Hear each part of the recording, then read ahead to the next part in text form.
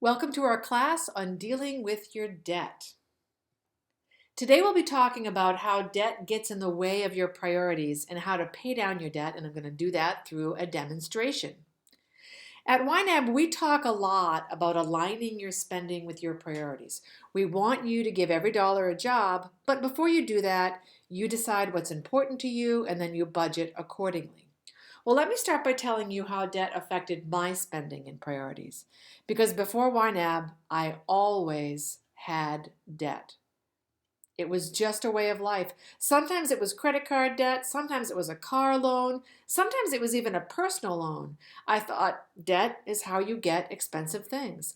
In fact, I remember years ago when I first started working as a music teacher, I really needed a good digital piano. And the one that I wanted cost $2,000. Well, I did not have $2,000. So I did what I assumed everybody did. I borrowed money from my credit union. I took out a personal loan and I thought, well, this is how everyone gets things like this. They just borrow what they need. And then I spent 2 years paying back that loan with interest. And speaking of priorities, interest is the antithesis of money being used for your priorities. Every month, some of my dollars weren't really mine because they were earmarked for the credit union.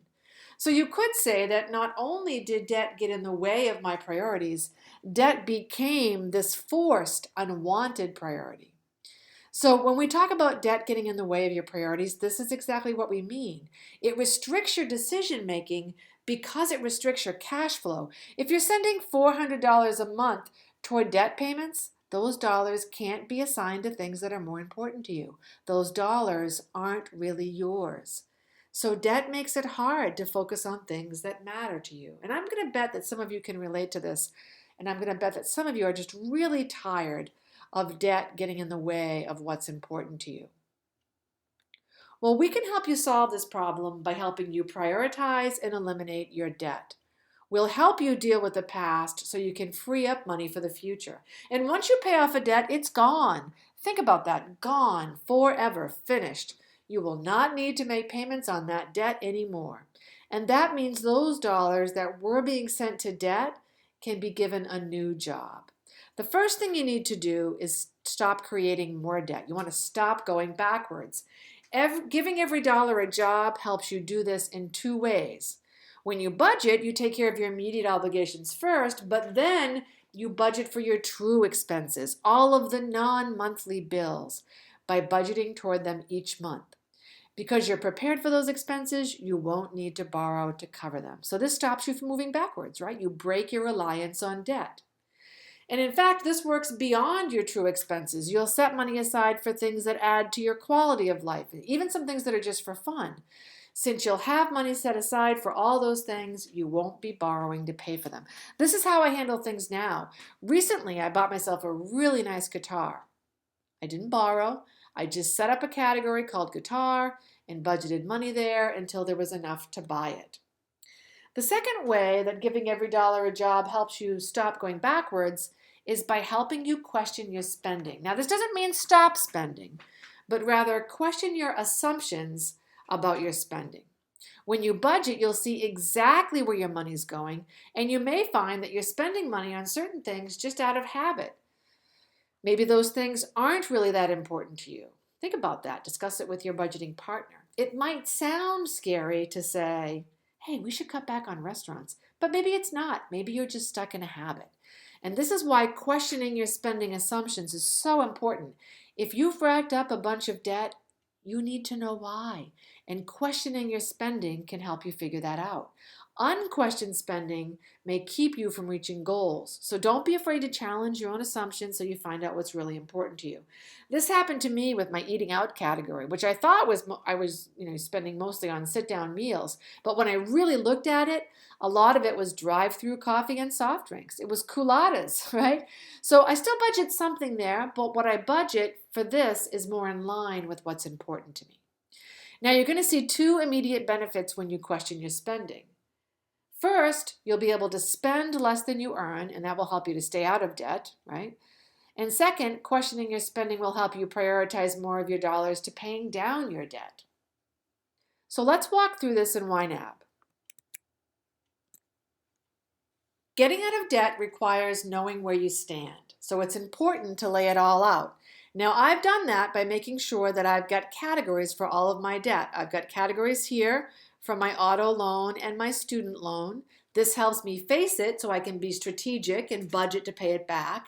And you'll notice that there's also a section in the budget specifically for credit cards. While they're just another form of debt, credit cards require special handling because they're debt accounts that we spend from on a day-to-day basis. I don't spend from my car loan or student loan, right? Those just need a category. Remember, every debt needs a category because it gives you a place to budget for the payments. Now we can see so far this month that I have budgeted for all of my immediate obligations. I've also budgeted for the minimum payments on my debt, my student loan and auto loan, and the minimum payments on the Visa and MasterCard. Those are obligations too, and I definitely have to pay at least that amount each month. I've also budgeted here for my true expenses. By building up money in these categories, I'm minimizing my dependence on credit cards or other types of debt to bail me out. I'll use the money I saved instead. Remember, this is how you stop going backwards. You plan ahead. So now I'm going to move on because I still have $315 to be budgeted. I'm going to budget for my quality of life and just for fun categories. But before I do that, I want to set some goals for paying down the debt to keep me on track. The most effective strategy is to choose the lowest balance debt as your focus debt. Now you might be thinking, well, wait a minute, shouldn't I pay off my higher interest rate debt first? Hey, that's certainly a good thing to be thinking about, and it's ultimately up to you. But focusing on the lowest balance is effective because this debt is closest to being gone. Getting rid of it quickly will free up cash for other priorities. You're going to gain momentum, and that's going to drive you to stay with it. Now, it's important to consider the amount you're going to put toward the focus debt. You need to weigh that against all of your other budget needs. You don't want to budget too little or you won't make any progress. If you budget too much, you'll leave yourself with no money for other priorities. So let's think this through. The smallest balance for me is on the MasterCard, okay? I owe a lot more on the student loan and the car loan and the Visa. So that the MasterCard is going to be my focus. But before I focus on it, let's set some monthly funding goals for the other debt categories. You can see here that I've already budgeted for the student loan. But I'm going to go ahead and set up a monthly funding goal of $200 so I make sure that I budget for that payment every single month. Now, since I've already budgeted for that, I've already met my goal this month, but this is going to keep me on track next month and down the road. If I move to next month, I'm reminded that I need to budget for this category, right? So I'm going to go back and set monthly funding goals for the auto loan and for the minimum payment on the Visa, right? I want to make sure that these debt payments get made, and goals can really help me do that. Like I said, I also need to set a goal for the Visa, so I make sure that I send them $35 every month. That's the minimum payment. And even though I'm only going to be sending the minimum payment for a while, it is important that I pay that minimum payment every single month. I want to make sure I don't miss that. All right, excellent. So now for my focus debt, the MasterCard. I need to decide what I can afford based on all of my other priorities. Now, right now, I have $315 to be budgeted. I owe $200 on the MasterCard. I've already budgeted the minimum payment of $20. Now, really, this is a pretty small balance, right? I could do one of two things. I could pay it all off this month, or I could carry a balance for a little bit. Now, how do you decide something like that? Well, it really depends on your priorities. Some of you are going to look at this $200 balance and say, you know what? I'm going to pay it off right now. I don't care if it's a tight month and we have to eat pasta. I'm going to be done with this card. Now, if that's going to motivate you and help you make progress, go for it. That's a great strategy. But for me, that's going to leave me feeling really punished and stressed because it's not going to leave me a lot of money for my quality of life goals and just for fun categories. I'm always prioritizing as I budget.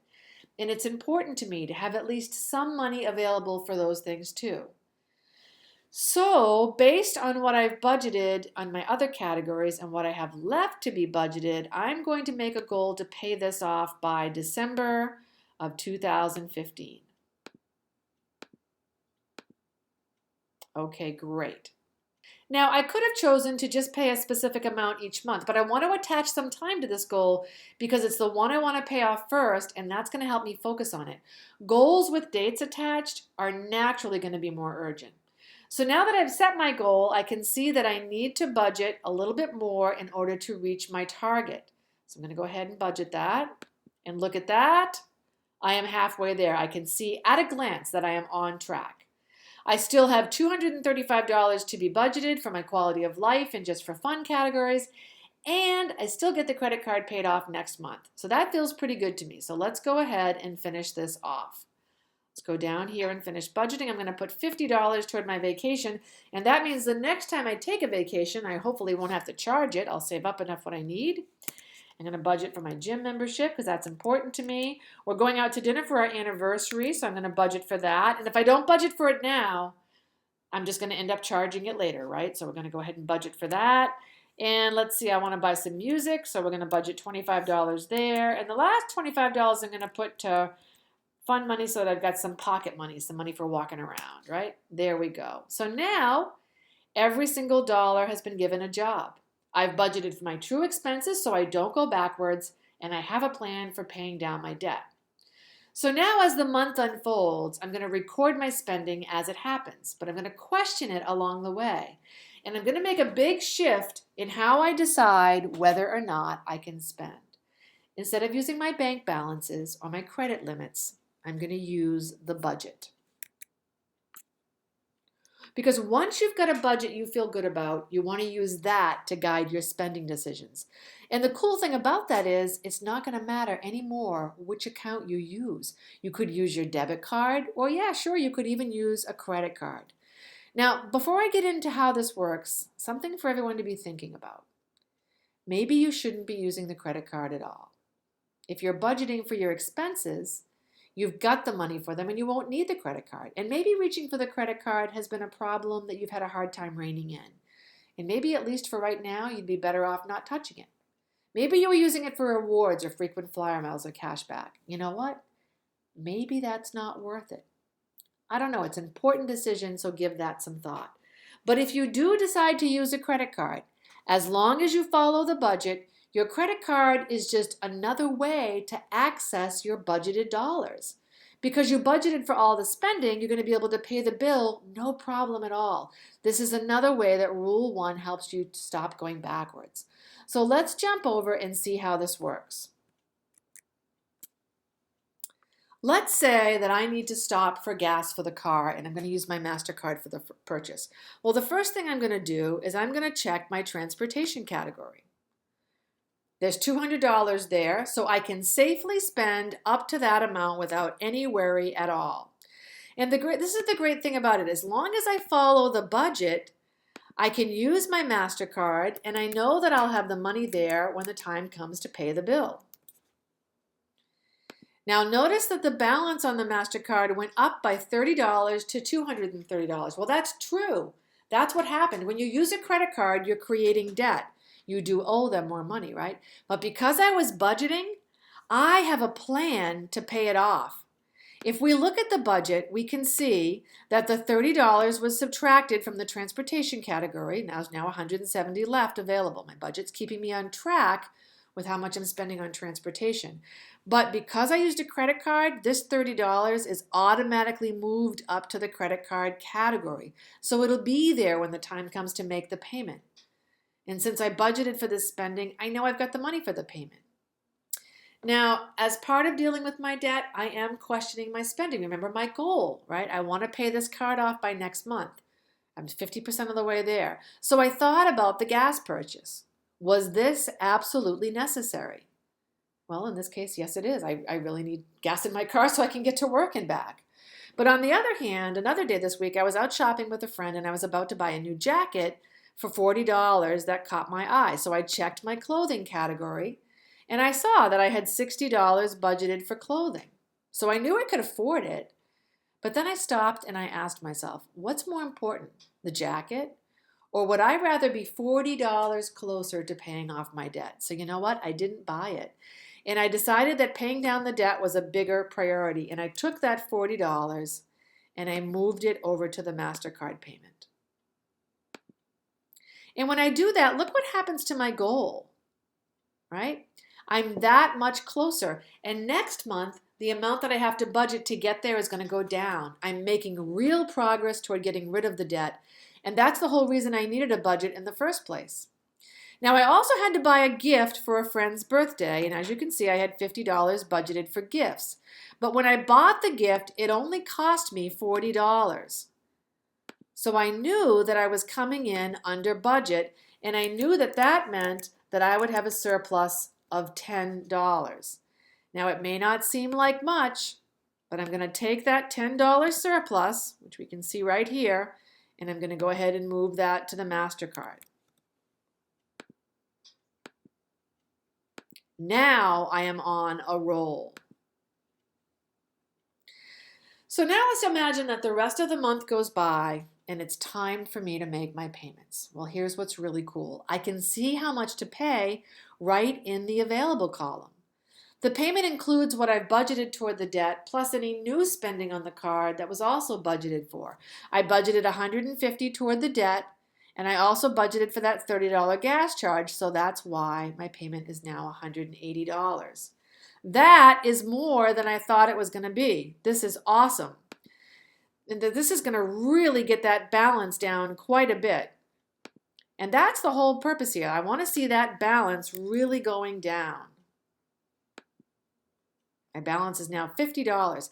And I can even see over on the budget that I made a payment. I'm just surrounded by good news here. So now on to the Visa, right? It may just be the minimum payment and it may not feel like much, but you know what? I am prepared and ready for it. This is one of the great things about budgeting. When you're budgeting for these bills, you can make these payments without any stress or any worry. And that's what we really want. Plus, this is keeping me on track for paying down my debt. So go back over here to the budget and we can see once again that that payment has been made. Now, this was just a demonstration. I'd probably have some interest charges on these cards, but you know what? That's no problem because I've got a category right here for any interest charges. I would just assign them to this category when they are recorded. They'll become a part of my payment once I enter them the same exact way that gas purchase did. Now, I want to switch gears for a bit, and I want to pretend that it's next month, or December in our scenario here. So I'm going to go ahead and enter a paycheck, do some more budgeting, and let's pay off that MasterCard so that you can see how that works. So I'm going to go ahead and enter my paycheck on December 1st.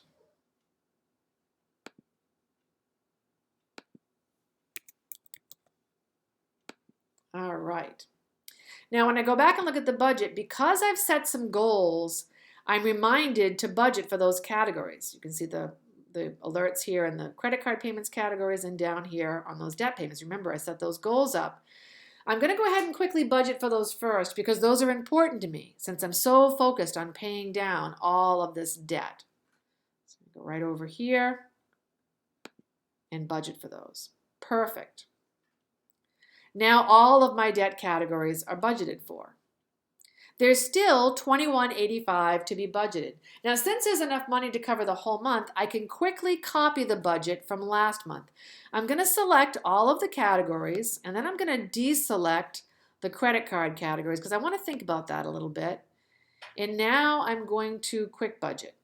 Copy the budget from last month.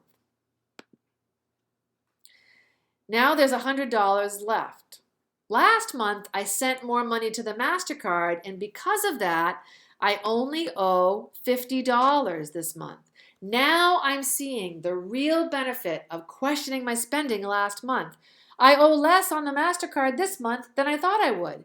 So I can take this $100 and put that toward the Visa. That's more than the minimum, more than I thought it would be. That is awesome. So now let's go ahead and pay these credit cards. I'm going to pay off the MasterCard. That means that one debt is gone. Feels great to be finally paying this off. I can see right in the inspector that it's been paid. Nothing to pay. Debt-free is a beautiful thing. How awesome would you feel to kick one of your debts to the curb? I'm betting you'd feel great. This is why focusing on the smallest balance first is really effective. Not only have I significantly improved my cash flow, but there's a huge psychological victory for me in eliminating one debt. It's totally confidence boosting. And now we'll make that payment on the Visa.